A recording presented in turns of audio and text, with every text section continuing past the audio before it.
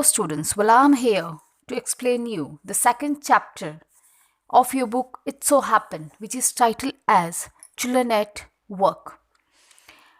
There are many reasons why children have to work. Some help their family make a livelihood.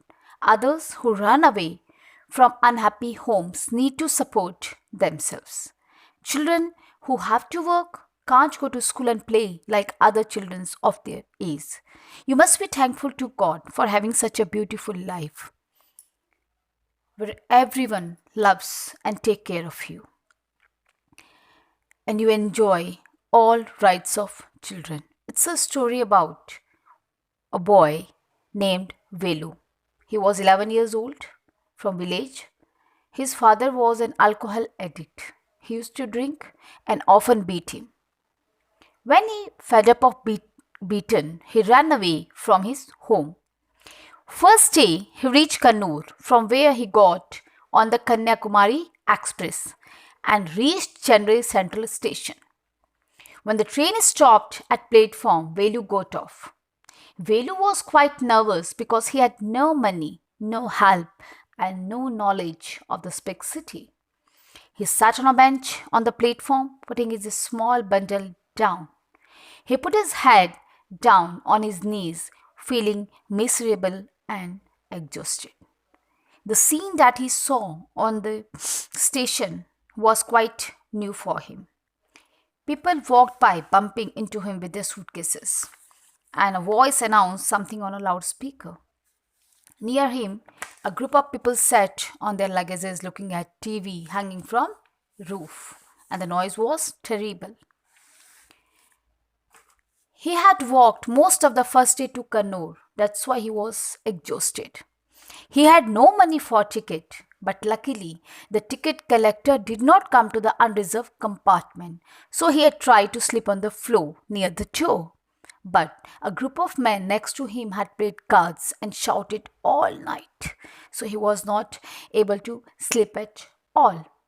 In these moments of great nervousness and worry, a ray of light and hope came suddenly. Someone called him out, "Hey, what new to town?" Velu turned around and saw a girl around his own age wearing a long banyan. Her hair was stiff and brownish.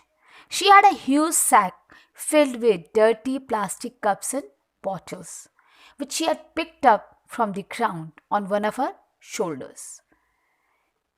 She sat down near him on the bench and asked his name.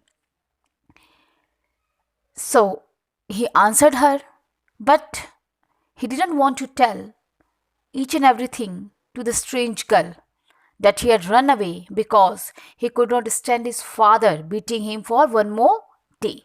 His father would snatch away all the money Velu and his sisters earned and spent it on drink.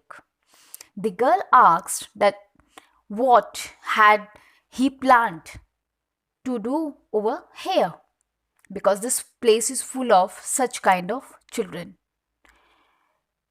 He felt hungry and pressed his stomach.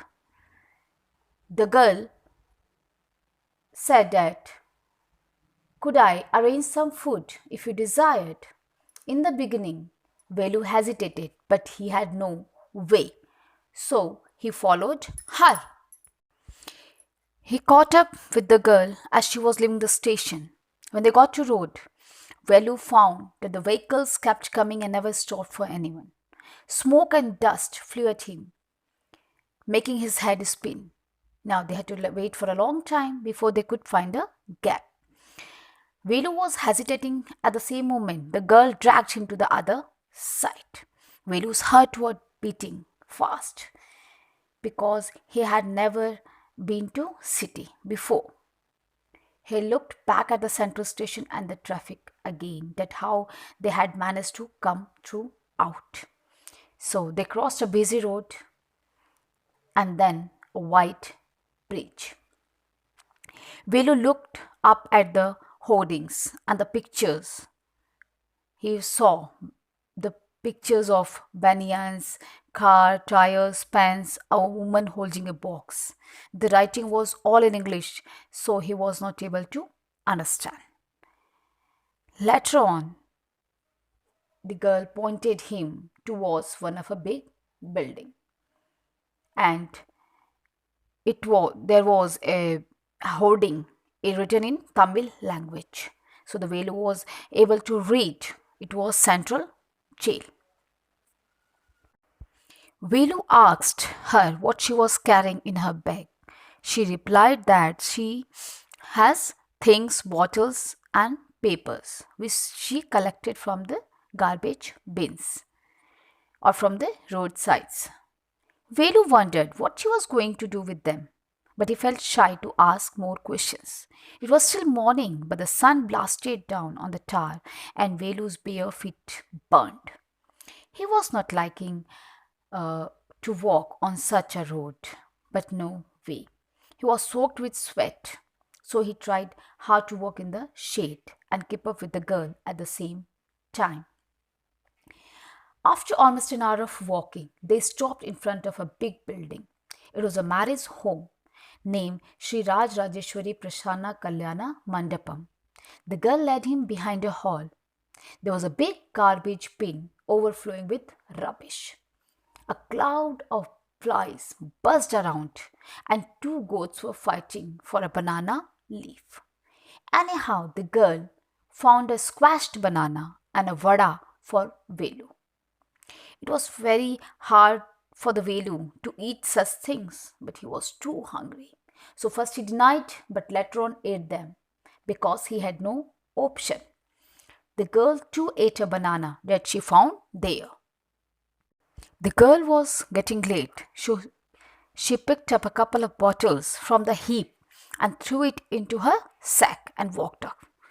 Velu was panicked. He realized that if the girl left him, he had no idea where he was and what to do. So it's better to be after her. And he ran after her again. She asked him that he could call her by name. That's Jaya. Now both of them walked along the road for half an hour. They came to a bridge across a dirty trickle of water. Jaya pointed towards Buckingham Canal. So Velu went with Jaya to the place where Jaya lived. There was a row of the strangest huts. These huts were made up of all sorts of things like metal sheets, tires, bricks, wood, and plastic. They were not straight and looked as if they may fall any moment. Velu had never seen such homes. In his village, homes are made up of mud and palm leaves. Jaya gave him a pair of old shoes without laces and a bag with stick. Velu asked her if there were any farms in the city. Jaya replied that there were no farmers there. They were rag pickers. Who are rag pickers? Those who collect garbage. And she showed him the sack full of things she collected. She said that she was going to sell it to Jam Bajar Jaggu. Will was puzzled because he had heard of people throwing rubbish, but not about the people buying rubbish. Then he asked that why Jam Bajar Jaggu purchase all sorts of things from you. She replied that he used to sell it to factory. She said Velu that he might work with her if he liked. Velu first denied, but ultimately he agreed to work as a rag picker because he had no way at all. He thought himself that he would do that until he found a better job. So you might understand how miserable and tough life those children have to live.